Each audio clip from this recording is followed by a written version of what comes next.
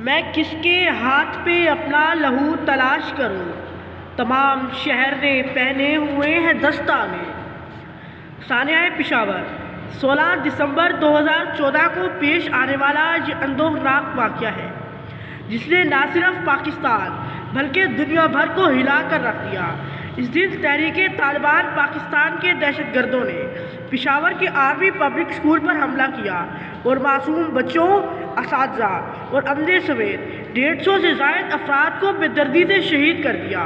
ان میں زیادہ تعداد اسکول کے معصوم بچوں کی تھی جو اپنے روشن مستقبل کے خواب کے لیے تعلیم حاصل کر رہے تھے۔ یہ سانحہ ظلم، بربریت اور سفاکیت کی بدترین مثال ہے۔ حملہ آوروں نے انسانی ہمدردی کے تمام اصول پامال کرتے ہوئے نہتے اور معصوم بچوں کو نشانہ بنایا۔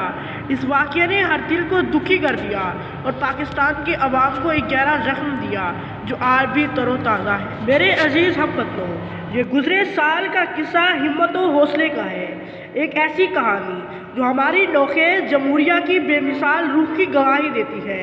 کٹھن حالات اور سنگین مخالفت کے باوجود ہم ایک عزم کے ساتھ متحد رہے، انصاف اور جمہوریت کے اصولوں پر قائم مستقبل کی تلاش میں۔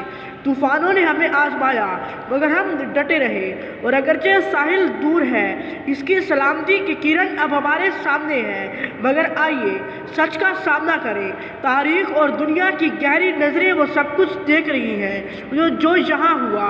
پاکستان نے وہ مظالم جھیلے ہیں جو تاریخ کے بدترین جابروں کے مظالم سے بھی بدتر ہیں، مگر اس جمہوریہ کی عوام نے جانتے بوجھتے ہوئے بھی قیمت ادا کرنے کا فیصلہ کیا۔ انہوں نے آگ میں چھلانگ لگائی، خوف سے نہیں بلکہ اس یقین سے کہ انصاف، قانون کی حکمرانی اور جمہوریت وہ اصول ہیں جن کے لیے ہر قربانی دی جا سکتی ہے۔ ان کی بہادری وہ کہانی سناتی ہے جو جمہوریت کی کہانی سے جدا نہیں ہو سکتی۔ یہ کہانی انسانی ادارے کی طاقت کی گواہی دیتی ہے جو آمریت کو شکست دیتی ہے اور ظلم و جبر کے زخموں کو بھر دیتی ہے۔ اب جب ہم مستقبل کی طرف دیکھتے ہیں تو ہمیں رکنا نہیں چاہیے، ہمیں اپنی توانائیاں ضائع نہیں کرنی چاہیے، نہ ہی آپس میں بٹنا چاہیے۔ ہمیں آگے بڑھنا ہوگا، متحد اور ثابت قدم رہنا ہوگا، کیونکہ بہتر کل کا راستہ ہمارے ہاتھ میں ہے، اور مجھے یقین ہے کہ ہم اس شرط پر پورا اتریں گے، دنیا کو اور خود کو یہ ثابت کرتے ہوئے کہ پاکستان کی تقدیر انصاف، جمہوریت اور دائمی امن کی ہے۔